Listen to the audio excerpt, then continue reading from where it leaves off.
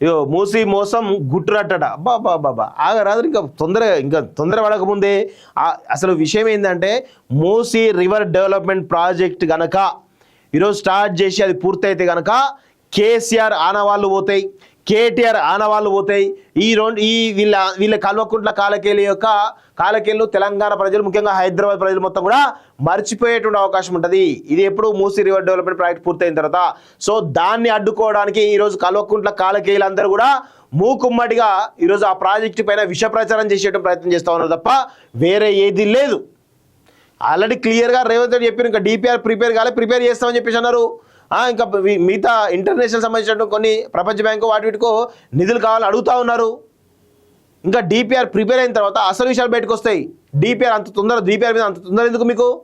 ఇక దాన్ని పట్టుకొని విష ప్రచారం చేసే ప్రయత్నం చేస్తూ ఉన్నారు.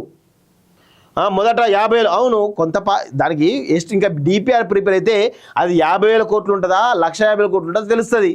మీలాగా ఇంకా ప్రాజెక్ట్ మీద ఇంకా డిపిఆర్ ఇంకా పూర్తిగా ప్రిపేర్ కాలేదు, ఆ ప్రాసెస్లో ఉంది.